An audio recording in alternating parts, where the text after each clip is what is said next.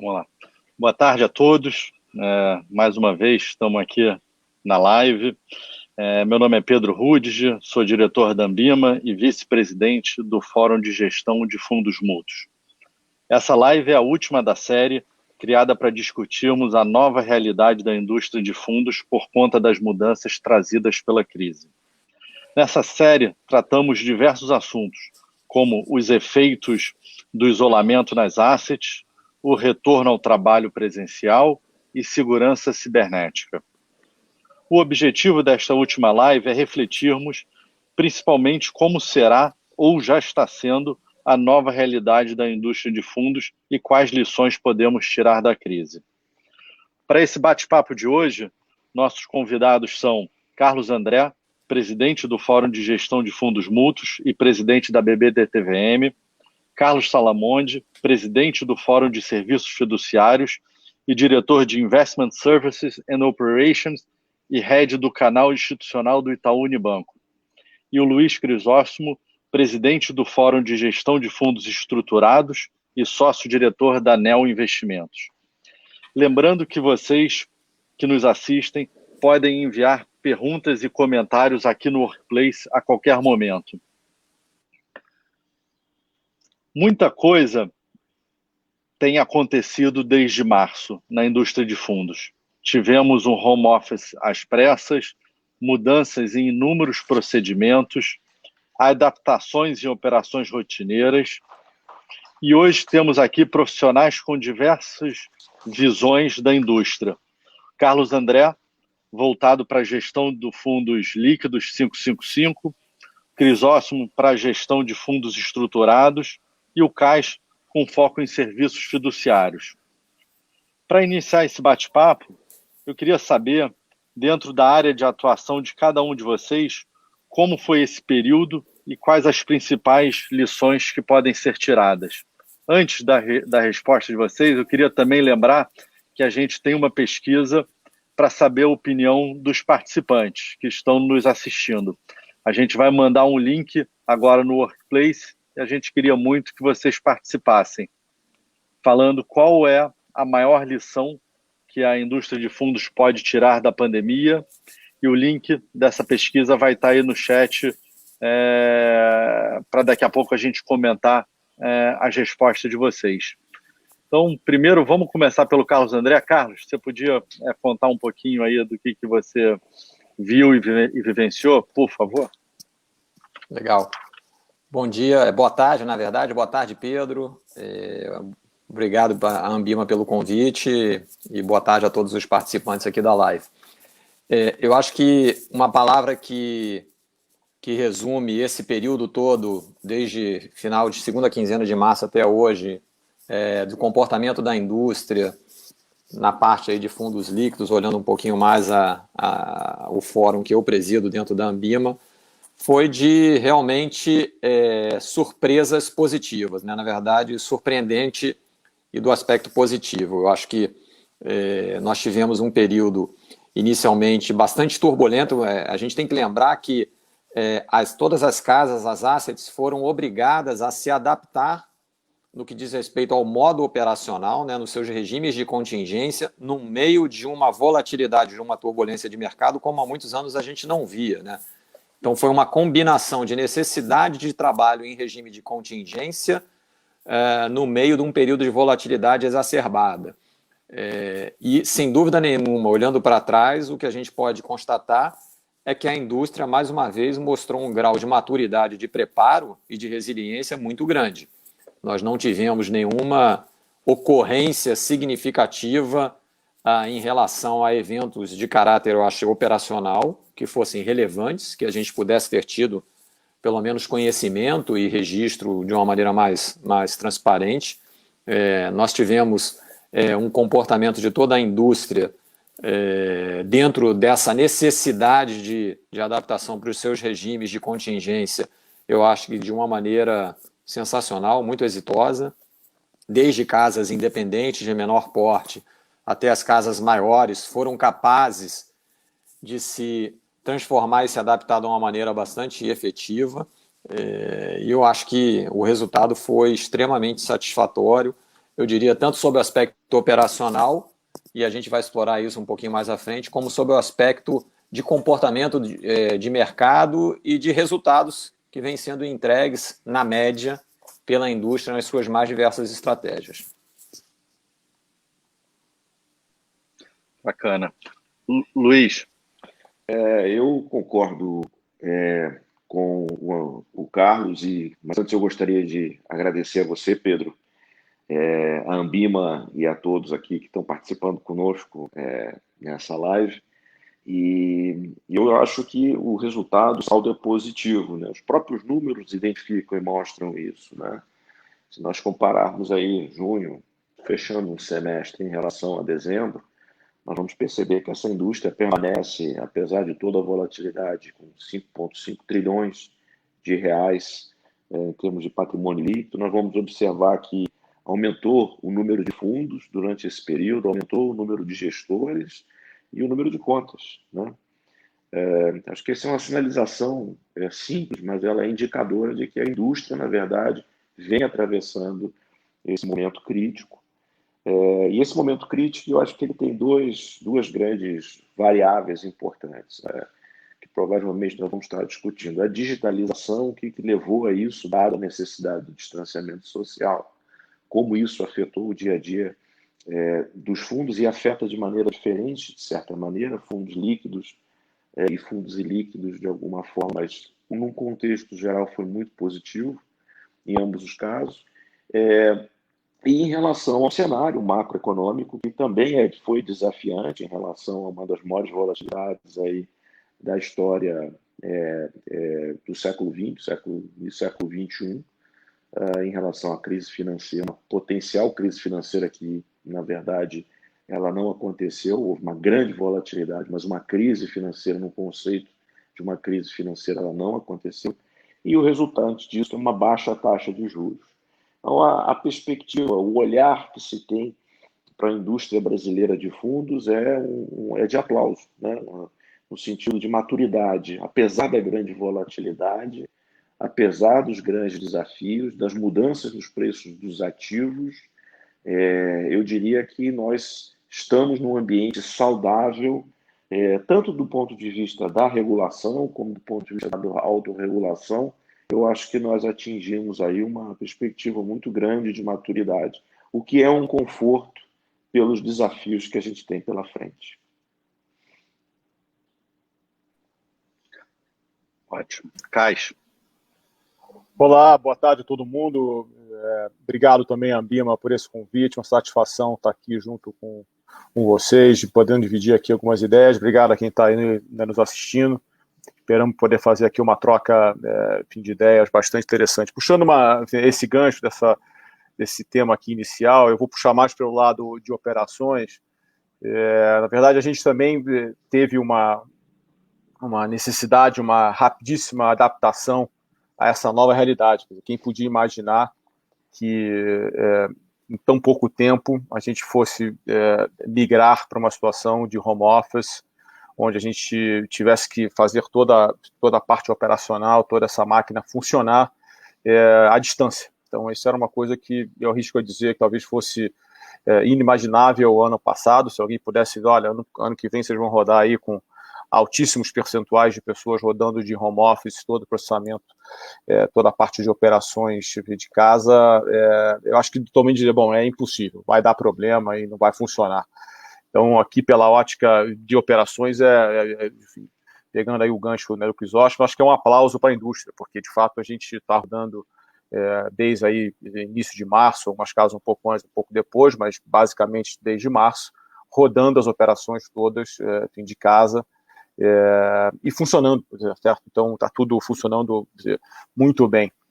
Passamos inclusive por períodos já de come-cotas, enfim, atividades que são mais intensas ainda para o mercado, e tudo funcionou bastante bem. Então acho que aqui é uma capacidade, acho que um aplauso de novo pela capacidade de adaptação tendo na indústria, e que nos faz, de fato, olhando aqui, temas com certeza virão nessa conversa, olhando para frente, e de fato a gente vai voltar de uma forma diferente. Acho que o mundo já mudou aqui, o nosso negócio também já mudou.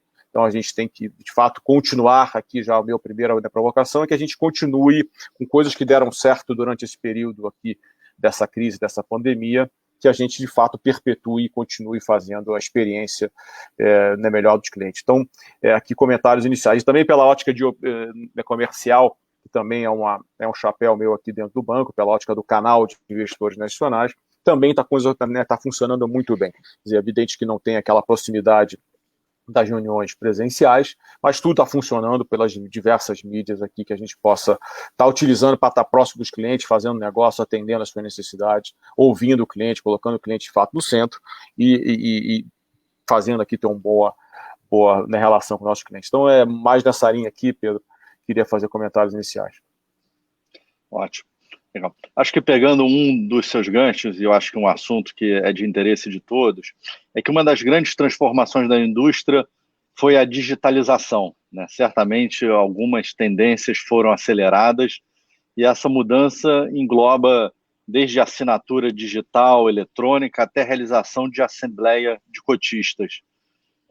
O que vocês vivenciaram, o que vocês estão tirando de aprendizado e o que com certeza vai ficar para sempre um pouco na linha do que o Caio falou.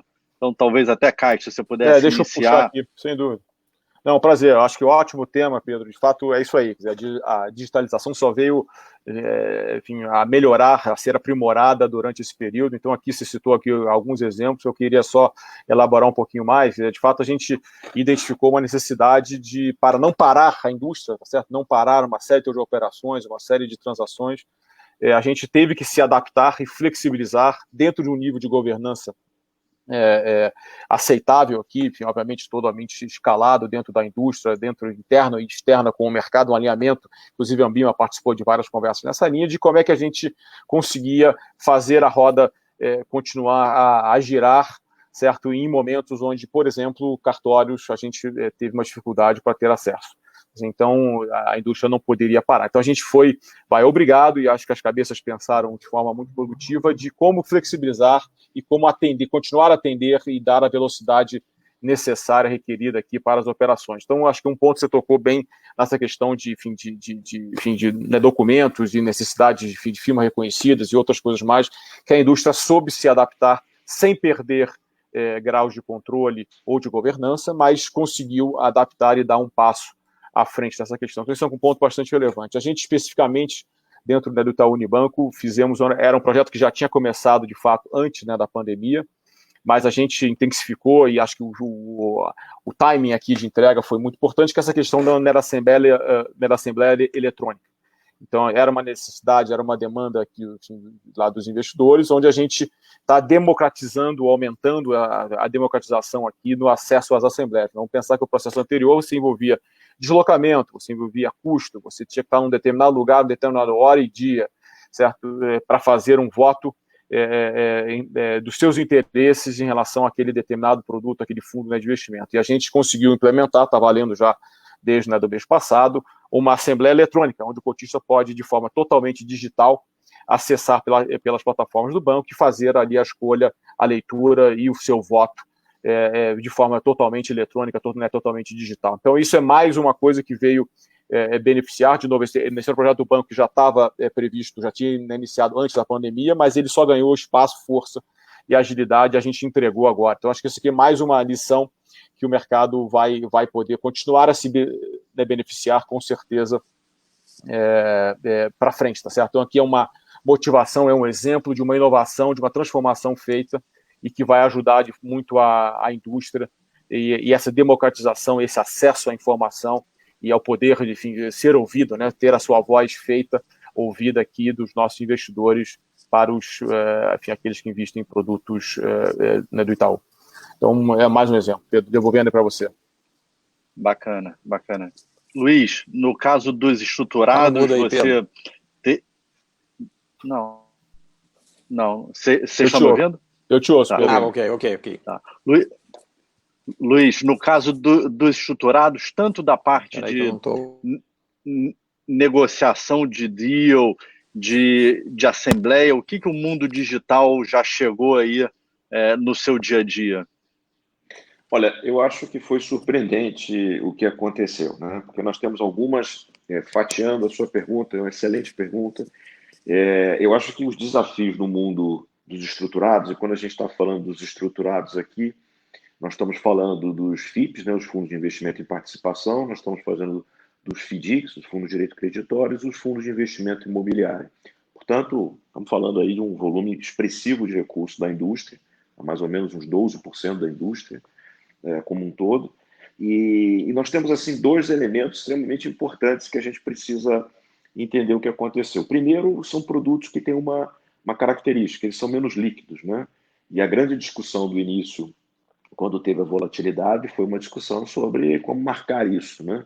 Como reconhecer esse momento, essa volatilidade. A interação com o regulador foi muito positiva, a Anbima conduziu de uma forma muito prudente e a indústria, da mesma forma, dentro do próprio fórum de produtos estruturados, onde você tem representantes de todas essas indústrias, houve um consenso na forma de adequar e medir o impacto de cada uma dessas situações que foram específicas por setores. Quando a gente abre, por exemplo, fundos imobiliários, a gente tem setores que se beneficiaram da própria situação de curto prazo, outros setores foram mais afetados, fundos de direito creditórios, teve setores que foram mais impactados em créditos e outros que evidentemente tiveram até um processo de aceleração. E, da mesma forma, os fundos de produtos estruturados, né? Os fundos de venture capital, os fundos de private equity, cada um teve impactos, né? Uma empresa que investe, por exemplo, em e-commerce ou em internet, por exemplo, teve um efeito completamente diferenciado de uma empresa que é investida de um fundo no segmento de serviços e varejo de entretenimento, por exemplo. Então, houve um consenso muito grande entre regulador, a indústria, o autorregulador, de equilibrar essa discussão e está transcorrendo ao longo desse ano de 2020 uma série de ajustes a partir do momento que fiquem claros os impactos sobre cada um desses ativos. Esse é um lado. O outro lado é a forma de operar esses fundos. É interessante, vamos usar o caso aqui especificamente dos fundos de investimento de participação como exemplo, porque a própria legislação, a Instrução 578, exige uma participação ativa do investidor na governança da empresa. Então, a vida continua naquela empresa, né? E, sobretudo, num ambiente de alta tensão. Então, conselhos, reuniões de conselhos de administração. Fundos têm participação diretamente na governança e nos conselhos de administração. As reuniões passaram a ser virtuais. Os comitês da governança, que compõem a governança da empresa, da mesma forma, foram intensas, inclusive para a preparação dessas empresas no processo do dia a dia dela, e até mesmo em processos de crescimento ou investimento eventualmente. No caso, por exemplo, de assembleia, né, de cotistas, né, assembleias muitas vezes foram necessárias fazer, foram todas de forma digital, de forma eletrônica, autorizações, assinaturas eletrônicas, essa digitalização.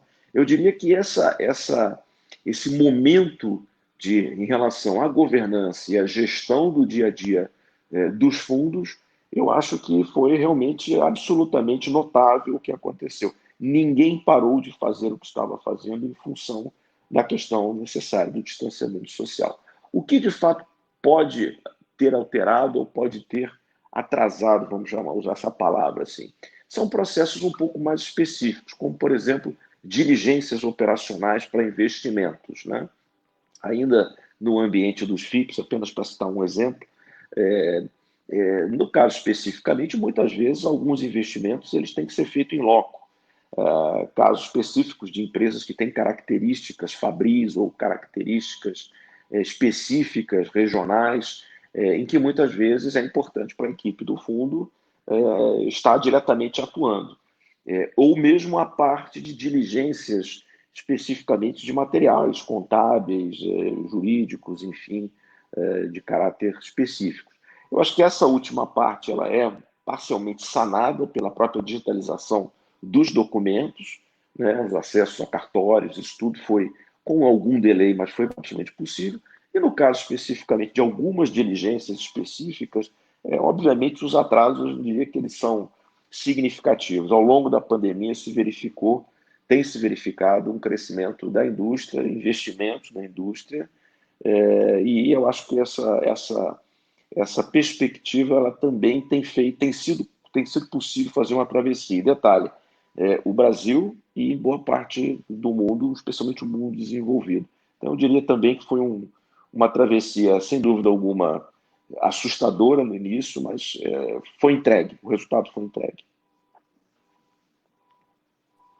Bacana. Carlos, você quer falar um pouquinho aí do que você viu na BB? Sim, não, acho... E até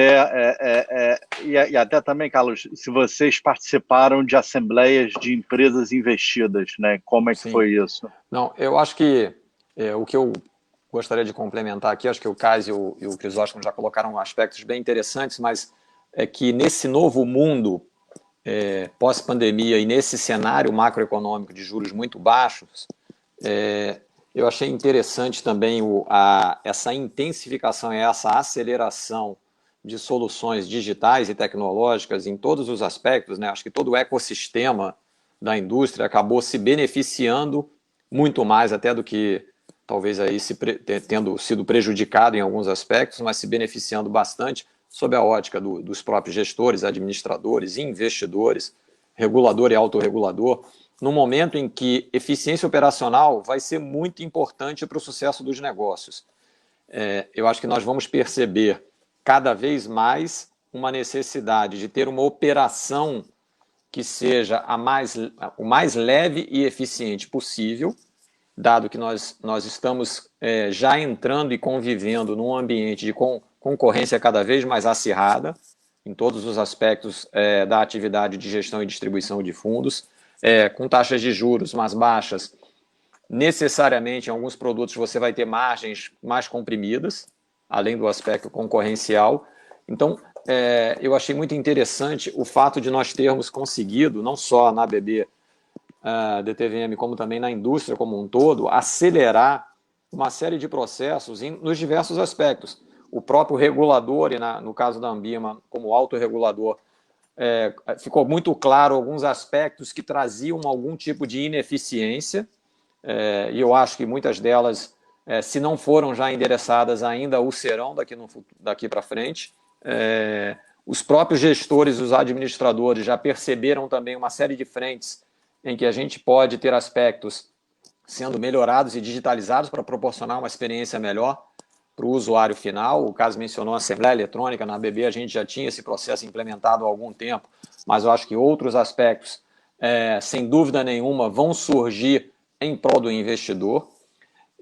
Nós, de fato, também, acho que no caso das assembleias das empresas, o uso intensivo de assembleias digitais agora, né, o voto à distância já era uma realidade, eu acho que ainda subutilizado, ele certamente passou a ser mais utilizado. Nós temos uma participação intensa em assembleias de empresas, pelo nosso tamanho, pelo nosso volume. Nós utilizamos, sempre que possível, e seja, né, eficiente sob a ótica de custo, a gente utiliza o voto à distância, e as assembleias, eu acho, eletrônicas, facilitaram bastante esse processo. Eu acho que isso é uma realidade que veio para ficar. E o bacana disso tudo é que a gente vai ter um ambiente de maior eficiência que vai ser muito importante nos modelos de negócio das gestoras e de todos os participantes da indústria daqui para frente. Legal. Agora, nesse período de pandemia, acho que uma coisa também bastante importante que o Luiz tangenciou foi a questão dos cortes da taxa de juros, né? O que impacta os fundos, o cenário de gestão de recursos. O que vocês enxergam de mudança na estratégia de alocação de ativos? Os gestores estarão mais atentos à alocação em ativos internacionais? O que mais deve ser tendência? Se vocês puderem falar um pouquinho do que vocês estão vendo de futuro próximo em consequência desse novo ambiente que é super transformacional, eu queria ouvir a opinião de vocês. Luiz, talvez se você quiser começar. Por favor. Bom, Pedro, acho que essa talvez seja uma das grandes questões da nossa discussão aqui, né? Talvez a maior responsabilidade de quem atua nesse mercado em relação aos próximos anos. 2% de taxa de juro nominal e praticamente zero do ponto de vista real, é algo que a gente não tem no Brasil, por ser um país que sempre contou com elevados níveis de inflação e elevadas taxas de juros pelo próprio desequilíbrio fiscal. É uma realidade absolutamente nova. E isso tem mudado a alocação dos ativos e vai mudar a alocação dos ativos daqui para frente, a não ser que a gente acredite que haja um retorno da taxa de inflação, coisa que eu acho que num curto espaço de tempo, eu não imagino que isso vá acontecer nem no Brasil, nem a nível global, pelo menos nos próximos 2, 3 anos, não é um cenário razoável. Porém, eu acho que haverá assim, uma mudança do ponto de vista do investidor, da sua perspectiva passada, especialmente no caso brasileiro, se concentrando realmente na análise aqui, que é o que nos interessa, num país que acostumou a viver com indexação financeira, num cenário onde, na verdade, nós tínhamos uma das maiores taxas de juros do mundo, uma das maiores liquidez para receber essa taxa de juros do mundo, era líquida e certa porque tinha um risco de crédito, que é o Tesouro, que sempre foi um risco aceitável. Então, esse paraíso do rentier acabou. Nós estamos diante de um caso em que essas taxas de juros e as taxas de juros reais vieram para ficar, necessariamente do ponto de vista do investidor, ele vai ter que fazer 2 grandes movimentos. Então, primeiro, estudar a sua nova forma de alocação. Agora, estudar a sua nova forma de alocação significa a segunda coisa, ter uma educação financeira para isso. Do nosso lado aqui, como gestores, como intermediários financeiros, como autorreguladores na própria Ambima, uma imensa responsabilidade de atuar para que essa transição, essa mudança cultural, ela possa ser assimilada e possa ser, eu diria assim, entendida como um elemento de responsabilidade para todas as partes. Responsabilidade do nosso lado agora. Responsabilidade do nosso lado é evitar, no momento em que ativos de mais risco são demandados, que a oferta desses ativos esteja condizente, não só com a regulação e com a autorregulação, com os critérios de estruturação, mas também com os critérios de distribuição desses ativos, Pedro. Nós temos registros na história, né? Vivemos recentemente, em 2008, o exemplo claro de um ambiente de exuberância, chamada irracional, considerada aí cunhada de racional, mas essa história não é uma história de 2008, né? Nós temos a história, na própria história econômica, quando a gente vai um pouquinho para trás, uma das primeiras grandes crises financeiras do mundo, né, que aconteceu pelas mãos de um escocês, né, o famoso John Law, né, no final do século XVII, vem exatamente da mesma origem, né? O momento em que as taxas de juros eram muito baixas, a inflação era muito baixa e se criaram instrumentos de rentabilidade, né, fictícios, especialmente no mercado de crédito e também espalhados para o mercado acionário, que geraram a primeira grande financeira, a primeira grande bolha registrada no mundo. Então, do nosso lado, a responsabilidade de criação de ativos que, estimulados pela demanda, que sejam pensados como um elemento em que aquele que compra, aquele que aloca no seu portfólio, tenha plena consciência do risco que está tomando. Do lado, especialmente do investidor, Pedro, eu finalizo aqui para ouvir meus colegas também junto, eu acho que existe uma responsabilidade de ter o cuidado de não tomarem atitudes baseadas, muitas vezes, até em informações de rede social, que aumentaram muito, né? Sem uma base estruturada sobre esses investimentos, sobre o risco que se corre nesses investimentos. Então, nós temos todas as condições do mundo de termos uma caminhada saudável. Cabe a cada um fazer a sua parte, até porque o nosso ambiente como um todo regulatório, a gente já mencionou isso, já viu isso na nossa própria discussão aqui, ele é extremamente preparado e saudável para lidar com essas situações. Então, eu sou otimista, mas eu chamo a atenção para a cautela de cada uma das partes desse processo, nos próximos meses, aí, anos. Antes de passar a palavra para o Carlos, só que dando um pouquinho da minha visão, concordo, eu acho que o que talvez mitigue um pouquinho é que hoje o acesso à informação é muito mais fácil, né? Ou seja, os investidores querendo e procurando conseguem se informar, aprender. Então, talvez um mitigador, quando a gente olha para o passado, o mitigador é que hoje a inclusão é muito maior, ou seja, as pessoas têm realmente a possibilidade de se aprofundar, de conhecer.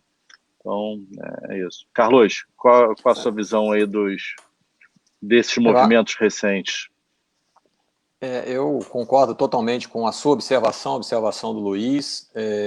O que eu acrescentaria é que existe realmente um conjunto de fatores bastante importantes e a gente está num timing especialmente peculiar, que pode ser muito bem aproveitado para, como o Luiz colocou, a gente fazer essa transição da maneira mais saudável possível, né?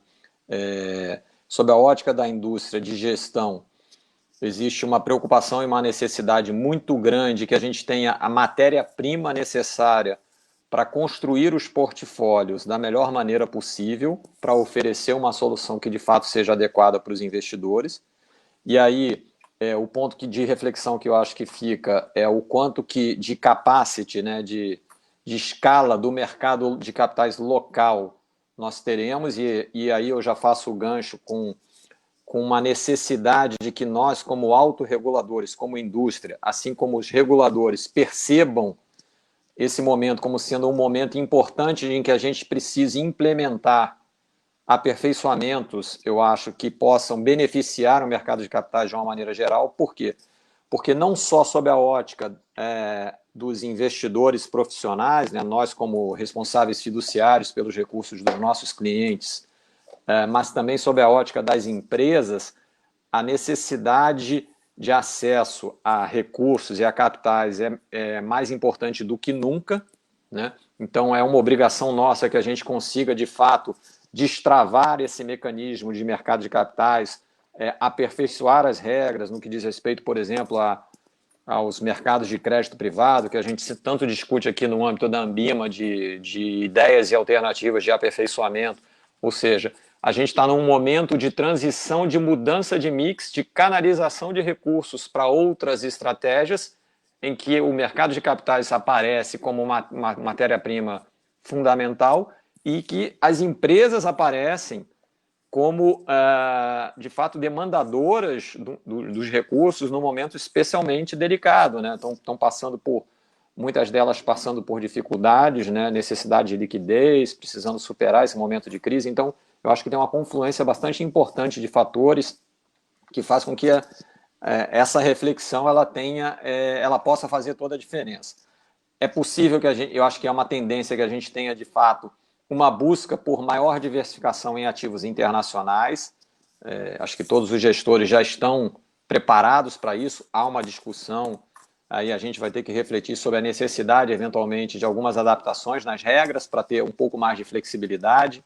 Eu acho que a via de mão dupla também, a gente não pode esquecer, essa é uma das pautas da Ambima, não só os recursos da indústria local sendo alocados em ativos internacionais, mas a gente procurando também, de alguma forma, posicionar a nossa indústria de fundos para atrair capitais de investidores estrangeiros que também estão convivendo com um ambiente macroeconômico global de juros baixíssimos, em muitos casos zerados ou até negativos. Então, existe uma oportunidade de nós atrairmos recursos, capitais estrangeiros para o nosso mercado local, e cada vez mais a gente precisa construir uma indústria de fundos de investimento brasileiro que, de fato, seja percebida como um componente desse quebra-cabeça, né? Então, eu acho que é um trabalho que já está sendo desenvolvido pela Ambima, que eu reputo como bastante importante. Então, eu acho que esse ambiente todo de juros muito baixo, que, concordando com o Crisóstomo, deve perdurar aí pelo menos por 2, 3 anos, não há nenhuma perspectiva no horizonte disso, de elevação mais radical, né, para 2 dígitos num futuro próximo.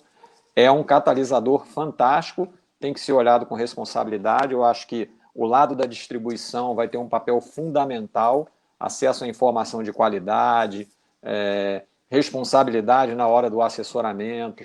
Cada vez mais a assessoria vai fazer a diferença, né? Acho que os produtos, todas as plataformas de distribuição estão se abrindo. Talvez os produtos não sejam tanto a diferença, mas muito mais é a capacidade dos distribuidores oferecerem um bom serviço, tá? E uma boa assessoria.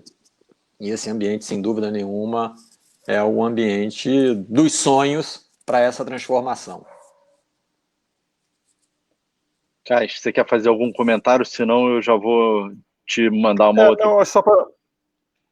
Não, acho que só para não, enfim, finalmente eu não quero repetir aqui a parte de gestão, mas acho que pela nossa ótica aqui de administrador fiduciário, pela nossa ótica de operações, também estar preparado para, nesse ambiente, que já foi mencionado aqui pelo Luiz e pelo Carlos André, de juros mais baixos, de divisões, né, de offshore, tal. Acho que a gente tem que estar aqui preparado para acompanhar essa indústria, tá certo? E para não atrapalhar o crescimento e o desenvolvimento. Então, nós, como administradores aqui, e também nas partes, né, de operações, temos que estar muito conectados com essa realidade, que, falando, né, de investimento offshore hoje, é obviamente uma naturalidade, só vai aumentar e trazer mais coisas para essa indústria. Então, aqui, a nossa linha é da gente, de fato, estar preparado para acompanhar, e com essa função que a legislação brasileira dá ao administrador de resguardar e proteger os investidores. Então, aqui a gente tem muito essa função de também como é que, por esse olhar fiduciário,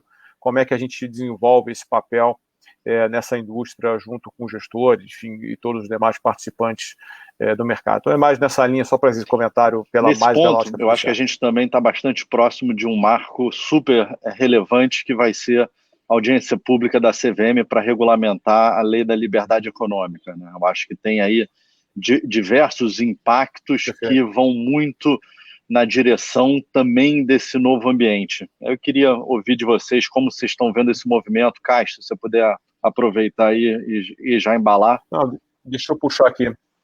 Eu acho que essa é um movimento muito interessante, acho que é um desejo aí do mercado já de longa data, a gente vem conversando nos diversos fóruns aí, diversos reguladores sobre esse assunto.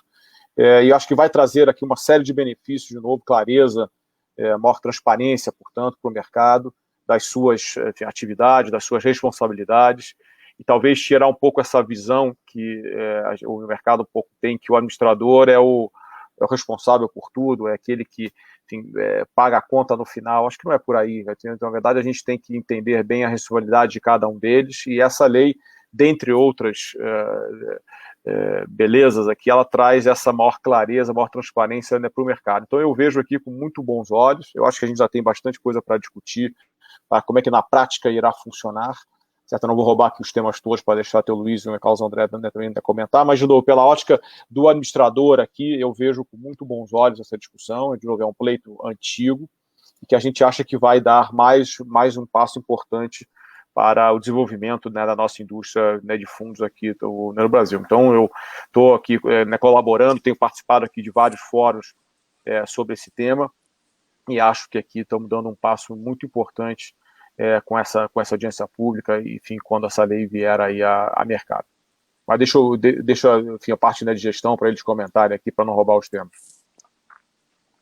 Luiz, você quer contar um pouquinho, dados os impactos relevantes que tem na indústria de estruturados, questão de limitação de responsabilidade, de segregação de patrimônio? Então, acho que tem aí diversos avanços que nos aproximam bastante da indústria mundial, que parece estar mais avançada nesses quesitos, né?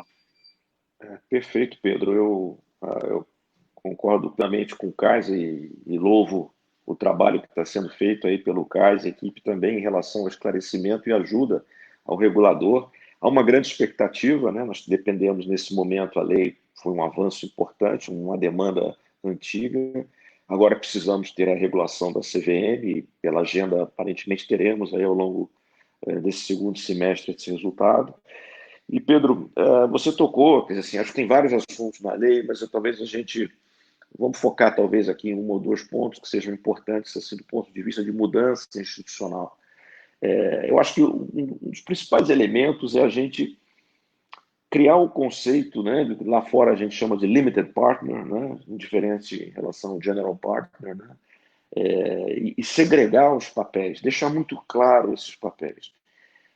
Infelizmente, o nosso sistema jurídico, a maneira muitas vezes como a compreensão que os próprios tribunais, né, ainda têm em relação à interpretação da legislação, dificultam a extensão e o crescimento, por exemplo, de uma indústria de produtos estruturados, que são produtos mais longevos, mesmo com investidores qualificados ou profissionais trabalhando dentro dele, portanto, cientes do seu próprio risco.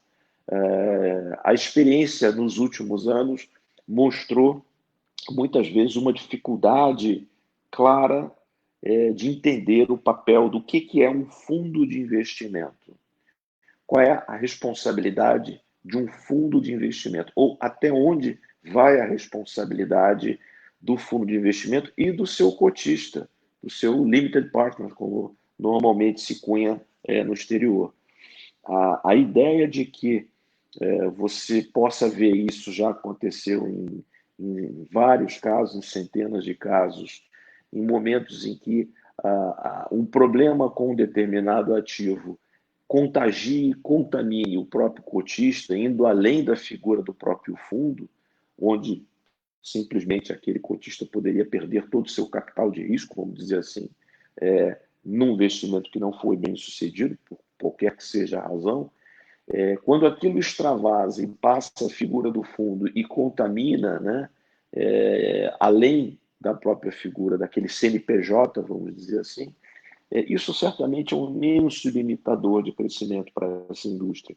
Essa insegurança jurídica impede a expansão tão necessária de investidores, especialmente os investidores de longo prazo, no Brasil, especialmente em infraestrutura, como também os próprios investidores estrangeiros, inibe a participação e a vinda dos investidores estrangeiros.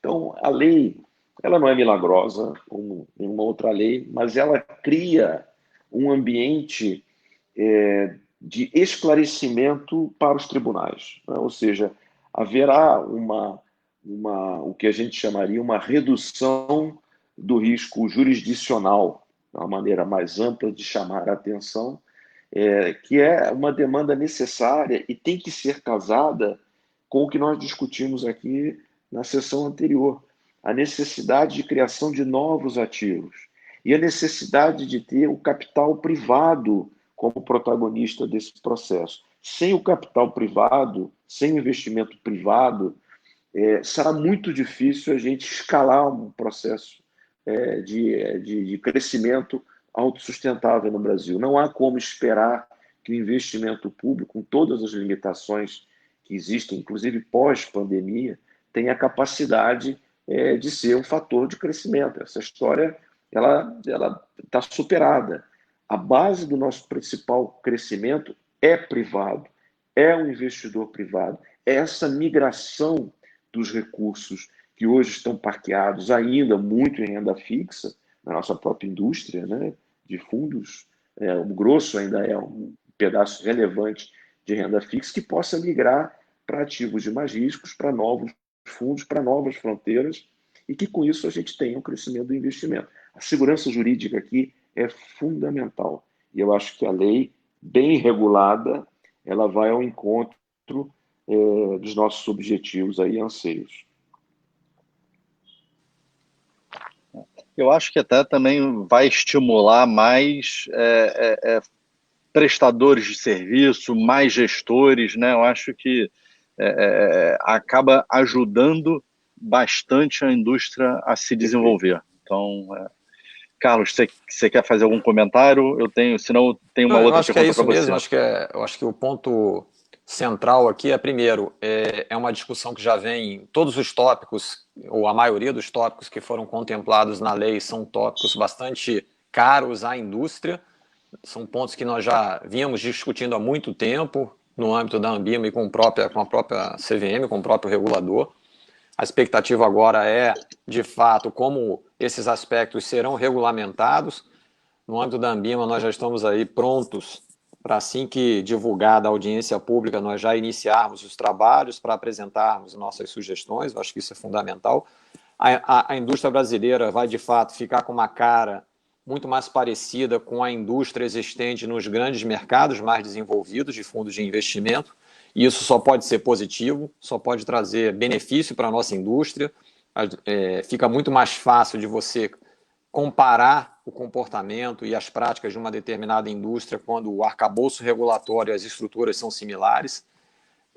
E eu acho que a diminuição de incertezas também vai ser fundamental, como o Crisóstomo colocou. São mais participantes, a possibilidade de termos mais participantes, de termos claramente definidas as responsabilidades e os riscos, e a facilitação da canalização de recursos para a atividade produtiva, para as empresas, para o setor produtivo, que, sem dúvida nenhuma, uma indústria de fundos forte só facilita e só propicia o desenvolvimento do mercado de capitais e, consequentemente, o acesso a recursos por quem precisa.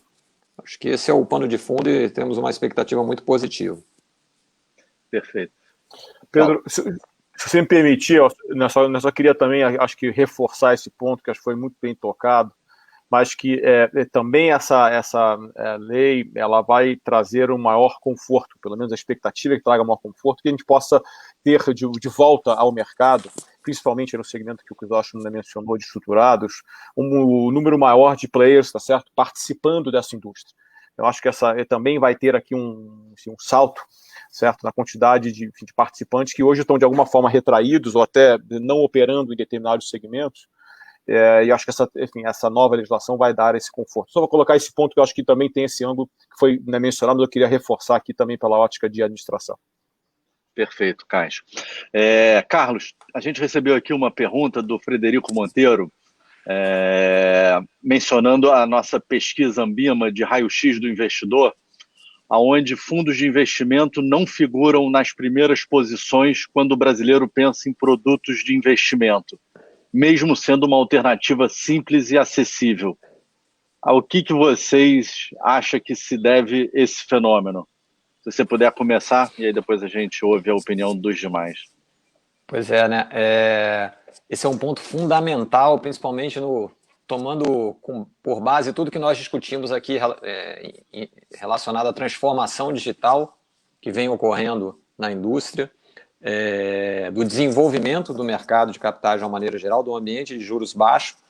Quando nós olhamos os números do raio-x do investidor e também da pesquisa específica que nós fizemos da jornada do investidor em fundos de investimento, fizemos aí na Anbima já 2 anos atrás, o quanto que ainda precisa ser aperfeiçoado na comunicação, né, no diálogo com os investidores finais. Existe ainda uma concentração de recursos, ou um pool de recursos enorme investidos em caderneta de poupança.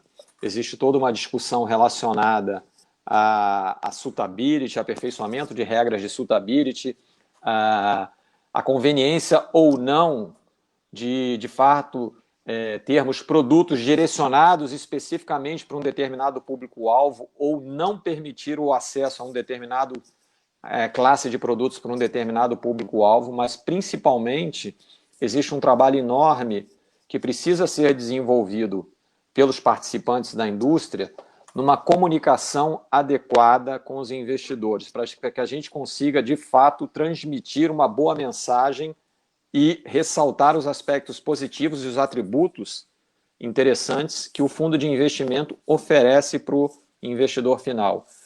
E aí também surge uma discussão interessante sobre o fenômeno que tem acontecido e tende a crescer, é uma discussão interessante e tem diversos aspectos sobre as redes sociais e como, de uma certa forma, a gente usa isso em favor da indústria de fundos de investimento e, ao mesmo tempo, ficamos alerta para detectarmos o risco de redes sociais em ambientes não regulados serem utilizados para consultoria, para oferta de produtos, que na prática são atividades que, dentro do que a gente imagina de um mercado de capitais e de uma indústria de fundos saudável, deveriam ser bem regulados.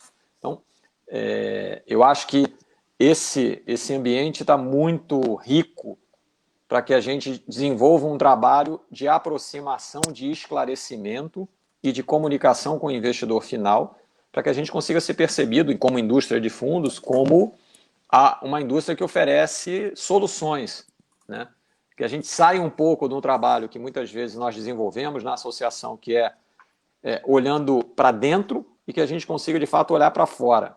Que a gente traga o investidor para perceber as características interessantes, para que a gente faça, de fato, uma comunicação. A comunicação precisa chegar na ponta final. Então, aí a gente olha com um copo acho que meio cheio, né? Tem uma oportunidade, um upside enorme para a gente explorar, mas precisamos fazer isso com responsabilidade, precisamos tomar as medidas corretas para que essa transição e essa canalização de recursos para outras estratégias de investimento seja feita da maneira mais saudável possível.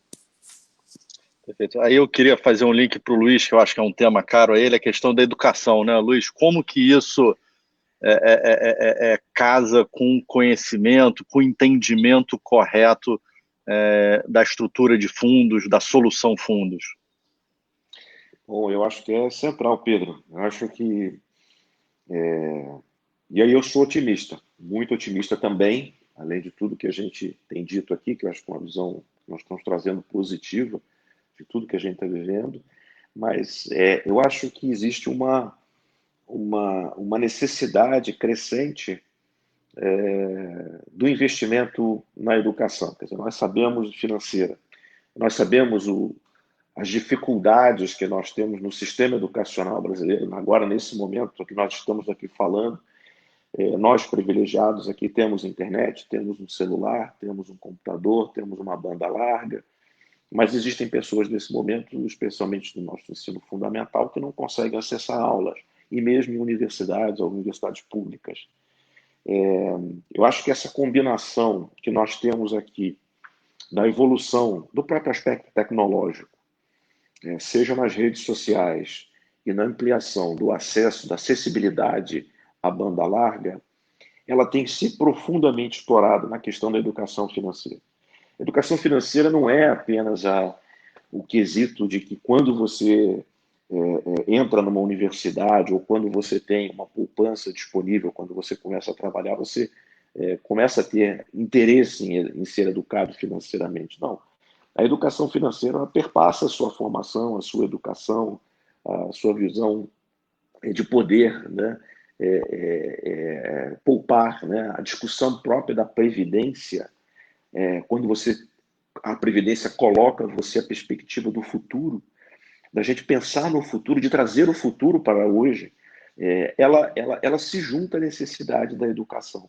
Então, quando a pesquisa, Pedro, indica a dificuldade, né, das pessoas entenderem o que é fundo, eu venho de uma perspectiva positiva em dois segmentos. Primeiro, daquilo que foi dito aqui, a expansão das redes sociais de forma responsável, com cuidado, e a gente está acompanhando os excessos também das redes sociais, os equívocos, né? Mas elas propiciam a primeira entrada, o primeiro contato. Então, acho que essa primeira frente de acessibilidade ela é fundamental para entender o que significa, por exemplo, um fundo de investimento e os desafios, as limitações, as benesses de um fundo de investimento. A segunda é o processo de educação em si.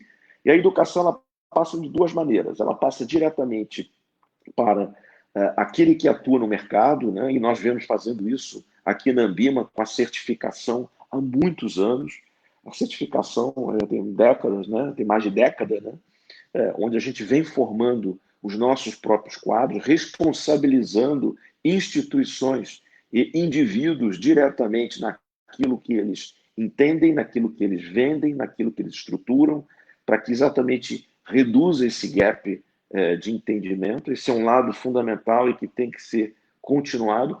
E o lado da educação diretamente financeira, em que, por exemplo, nós, como uma associação, nós, como uma entidade de autorregulação, né? A Ambima e a Ambid juntas têm mais de 50 anos, juntaram a Ambima, né? A Andima e a Ambima, e a Ambid, desculpe, elas têm ambas mais de 50 anos, que esse novo momento, e a Ambima tem 10 anos dessa fusão, que esse novo momento que nós estamos vivendo, ele permita exatamente fazer essa travessia com a gente podendo atuar, usando as mesmas redes, os mesmos canais, propiciando dados, estatísticas, discussões como essa que nós estamos fazendo aqui, que vão proporcionar exatamente a evolução que nós todos aqui, que estamos juntos nesse momento, nessa live, mas também todas as pessoas que estamos assistindo, certamente anseiam, né?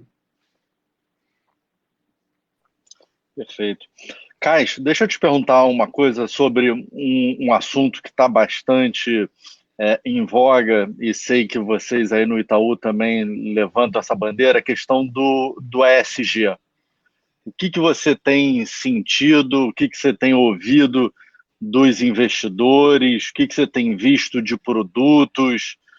Se você puder falar um pouquinho sobre isso. Não, acho ótimo tema, muito importante. Só voltando, acho que no tema anterior, deixa eu fazer um comentário adicional. Acho que a questão da comunicação aqui, a transparência para o mercado vai ajudar, com certeza, a continuidade, a evolução do desenvolvimento dos fundos. Então, quanto mais transparente for, quanto mais a gente puder, o investidor entender a realidade do mercado, como é que os fundos funcionam, como é que as taxas, né, são cobradas e tudo mais, eu acho que isso dá uma ajuda ao desenvolvimento dessa indústria, né, de fundos. Pegando no tema aqui do ESG, eu acho que é muito parecido. Acho que aqui, assim, acho que de novo, é uma realidade, tá certo? Acho que hoje a gente tem uma série de gestores e públicos aqui buscando investimentos que tenham fundos que tenham nessa característica. Então, assim, a gente vê aqui, não só no Mundo Itaú, na verdade, não estou falando aqui sobre asset, né, estou falando sobre a lógica de administrador. A gente tem visto o mercado se preparando cada vez mais e se alinhando um pouco, você falou, Pedro, lá atrás, acho que a gente está também dando passos aqui para buscar um maior alinhamento com técnicas ou culturas ou modus operandi que já estejam mais desenvolvidos em outras regiões do mundo. Então, aqui também estamos dando passos importantes para essa linha e eu vejo de forma muito, muito positiva. Cabe nós, de novo, né, pela ótica, né, de administrador, a ver como é que a gente consegue suportar esse crescimento, suportar essa nova, enfim, forma ou desenvolvimento aqui que, né, que a indústria está indo. Então, acho que aqui nessa linha, de novo, eu vejo com muito bons olhos e vejo aqui nós, né, no Itaú, dando passos importantes, suportando a indústria também, então, nessa linha. Tá? Então, acho que é um pouco nessa questão aqui pela ótica de administração. Legal.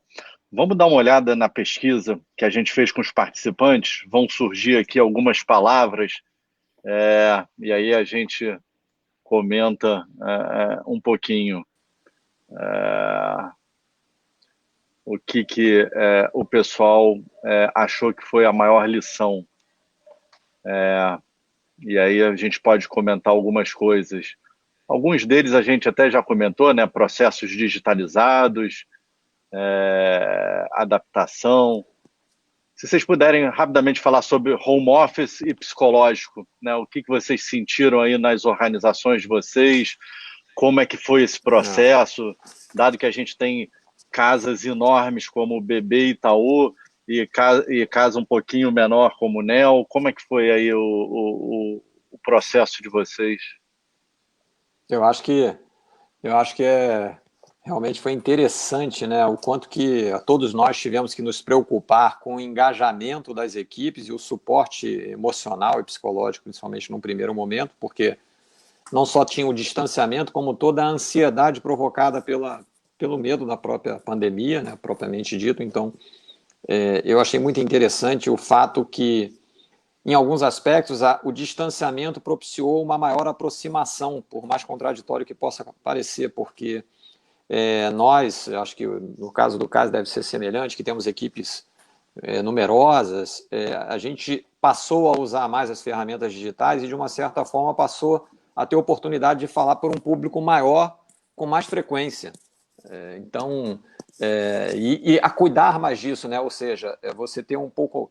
esse passou a ser um tema muito presente, né? da necessidade de você se manter conectado, dado que fisicamente as pessoas não estavam mais próximas.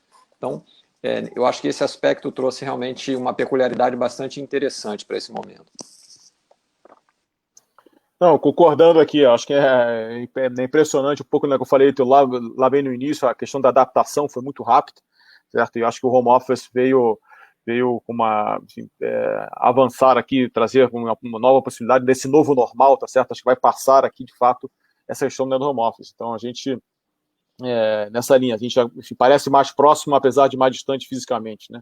Então, quem não está usando aí todas essas ferramentas, como essa aqui que nós estamos fazendo hoje, para lidar com as suas equipes, para comunicar, para falar, e até para fazer festas, home office, celebrações, também, enfim, foram também utilizados para isso. Acho que é uma forma da gente conseguir acessar e conversar com os times. Eu fiz diversas reuniões com o meu grupo todo aqui, acessando através de uma plataforma de casa e fazendo comunicação. Então, acho muito importante a gente manter essa comunicação e estar muito próximo dos times para que todo mundo, enfim, possa ajudar essa questão dessa novidade, desse assunto. Agora, olhando pela ótica do banco, a gente se preocupou muito com a questão do conforto das pessoas, questão de saúde das pessoas. Essa é a meta, a prioridade do banco aqui, de como é que a gente, nesse ambiente, a gente consegue suportar até nossas equipes e dar a melhor qualidade possível de trabalho. E aí, pelo lado não só do dia a dia em si, do trabalho, pela parte técnica aqui, mas também pela parte emocional, pela parte de ajudar as pessoas, entender, enfim, em alguns casos até de pessoas que têm essas questões que o Luiz falou mais cedo, de dificuldade até de acesso à internet ou de computador, enfim, também saber como lidar com esse assunto e como é que a gente conseguia aqui achar soluções que atendessem, enfim, aos diversos públicos. Então, acho que é importante a gente olhar nesse assunto. Mas eu acho que deu muito certo, tá? Eu acho que a nossa visão aqui, a nossa leitura é que, enfim, a gente soube, as instituições souberam aqui se adaptar e conseguir prover essa qualidade, enfim, de forma que o mercado continuasse funcionando e a gente não teve nenhum grande soluço, conforme já foi mencionado aqui nessa conversa.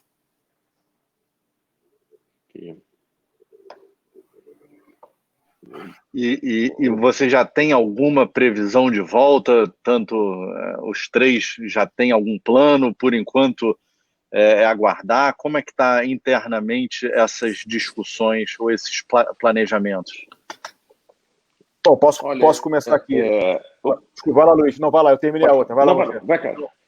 Então, eu acho que assim, só, numa perspectiva de uma empresa menor, né, uma gestora independente, né, Pedro, como você, né, nós entramos, evidentemente, logo no início do processo, no final de março, e estamos até hoje em home office. Montamos uma regra, quando necessário, ir ao escritório com todos os procedimentos para toda a equipe, que são seguidos à risca. Destaco a importância que teve a nossa área operacional, a nossa área de TI. Nesse momento, não era uma coisa que sempre teve que ser a vida inteira, qualquer um de nós tem uma eficiência grande nisso, mas foram colocados à prova de uma forma, até pelo volume de transações, pela diversidade de transações. Foi realmente exemplar a conduta e a forma como foi conduzido. Com relação à preocupação que nós tínhamos, é a questão de manter o grau de transparência e de informação para todo o nosso ecossistema, especialmente nossa base de investidores, que eles não se sentissem em nenhum momento longe da informação, até por conta da própria volatilidade. Então, eu diria que as equipes de gestão, as equipes comerciais, elas ampliaram muito a participação, inclusive em escala muito maior do que normalmente se faria, exatamente para que pudesse dar esse conforto e essa tranquilidade ao investidor. E do lado da nossa equipe é pequena, somos uma gestora independente. Eu acho que uma das coisas mais importantes que nós nos preocupamos é dar o conforto minimamente psicológico nesse momento, né? As famílias, o apoio, aquilo que era necessário. Alguns deles muito jovens, inclusive tendo essa experiência na vida, porque é muito difícil alguns, por exemplo, desde os estagiários, dos analistas, né?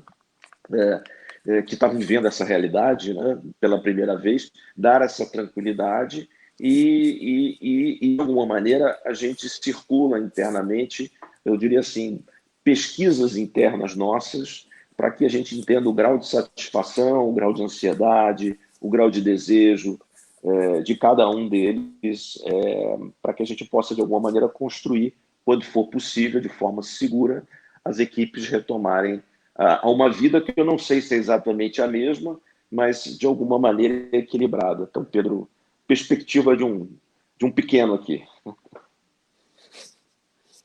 Legal.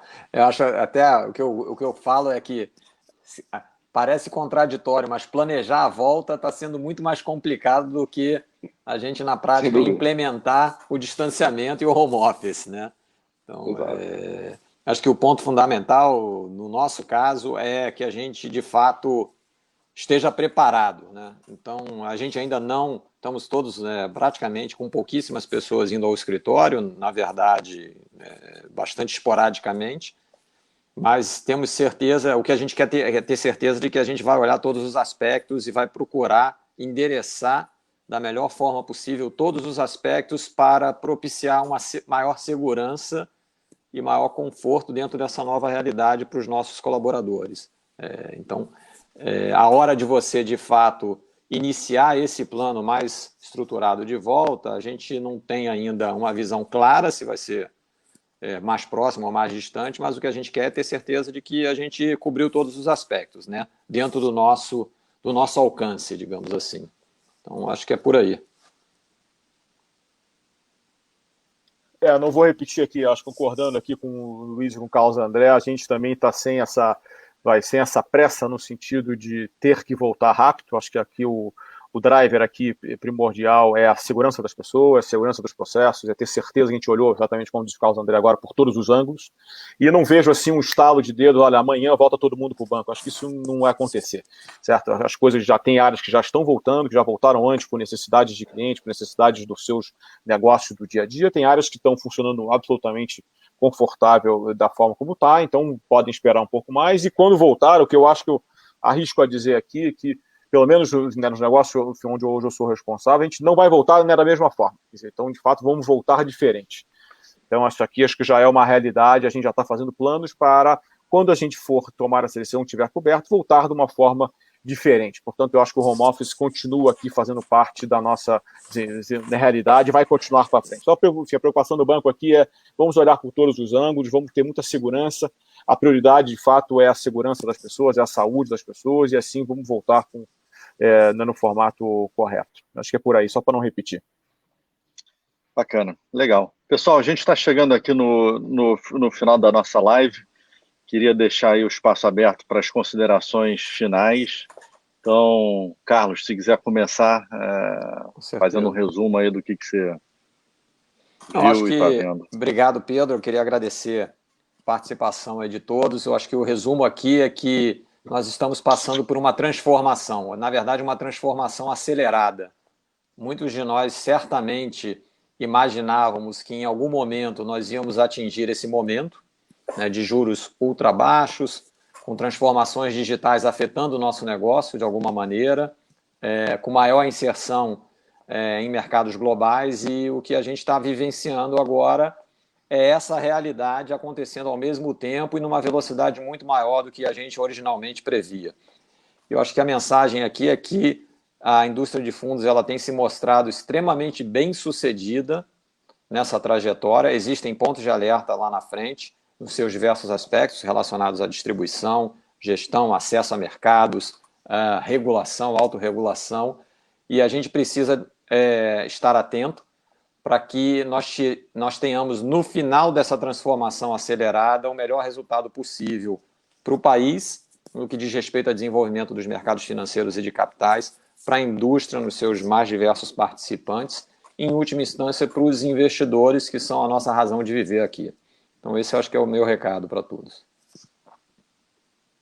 Luiz. Pedro, primeiro, muito obrigado aí pela sua fantástica condução aqui conosco. Muito obrigado aí pela maneira como você conseguiu conduzir todas as questões principais, não só entre nós aqui, mas também com quem está nos ouvindo nesse momento. Obrigado, Ambima, pela oportunidade. Eu vou pegar o gancho do Carlos. Eu acho que o copo aqui é mais cheio. Nós estamos vivendo assim uma grande transformação ao mesmo tempo. Nós estamos vivendo uma transformação que é fruto de uma crise sanitária, que, como consequência, tem levado a um isolamento, que em si seria, num ambiente de mundo saudável e econômico, um grande desafio. Nós estamos vivendo no meio de uma crise sanitária como essa, como não poderia deixar de ser, percalços econômicos a nível global, ou seja, a extensão do problema é global, não é uma pandemia, ou seja, ela atinge todos os países do mundo, provavelmente por muito tempo, governo, setor privado. E a minha percepção desse processo, se a gente olhar de novo, jogar uma luz no que aconteceu em crises recentes, a ação de governos foi extremamente eficaz e rápida, mas também a ação dos segmentos privados em várias frentes foi extremamente eficaz. E eu vejo que no nosso mercado, no mercado financeiro, nós estamos distantes de uma perspectiva que se discutia alguns meses atrás, que era o potencial de uma grande crise financeira. Não. Eu acho que nós temos conduzido com consistência, com cautela, papel do regulador, papel do autorregulador e papel das instituições. Né? Nós temos duas grandes instituições financeiras gigantes e que conduziram com absolutamente maestria todo esse processo, com milhões de clientes, milhões de contas, milhares de fundos, milhões de investidores, e estamos saindo aqui em agosto de 2020 numa condição eu diria assim, de perspectiva positiva. Então, o copo é realmente cheio, não é meio cheio, é cheio. Cais. Não, bacana. Acho que aqui ficam essas lições, acho que mostrou a nossa indústria de fundos aqui, o nosso mercado como um todo, acho que não é só a indústria de fundos, mas nosso mercado de capitais, o mercado financeiro aqui, mostrou mais uma vez a resiliência, a força, a robustez, certo, necessárias. A gente conseguiu se adaptar, isso que o Luiz acabou de falar, estamos saindo aqui num momento, acho que mais forte, certo, testados mais uma vez, então acho que aqui é um parabéns para o mercado, as equipes que trabalharam e continuam trabalhando duro, e acho que muito positivo aqui. Então, a gente está saindo, se é que já podemos dizer que já estamos saindo, mas iremos sair, na minha perspectiva, dizer, mais fortes ainda nesse assunto. Então, acho que aqui é uma mensagem positiva, né, olhando para frente, de que a gente foi testado ainda mais dessa forma, de um assunto que talvez ninguém pudesse prever, como o Luiz disse, é uma pandemia, ou seja, ninguém conseguiu prever, ninguém tinha isso no radar, e de repente foi todo mundo colocado à prova. Eu mencionei aqui rapidamente, a gente teve que colocar todas as equipes em casa, e isso estamos saindo bem dela. Então, acho que mostra a nossa resiliência, essa força, a nossa capacidade de adaptação do nosso mercado, e aqui, enfim, a Ambima junto, e todos os demais reguladores. Então, Pedro, eu queria te agradecer aqui também pela condução, pelo convite, um prazer enorme estar com todos vocês aqui, espero que a gente tenha atendido aí as demandas, as necessidades, e só queria te agradecer mais uma vez. Ótimo. Pessoal, muito obrigado a todos. Lembrando que a gravação completa da live de hoje vai estar no Workplace. Eu queria também fazer um agradecimento especial a todo o pessoal da Ambima que participou aí desse projeto, Billy, Tatiana, Ana Flávia, Isabela, Paula. Sem vocês isso não teria saído do papel, então foi fundamental aí o engajamento e dedicação de todos. Então, pessoal, muito obrigado, uma boa tarde a todos.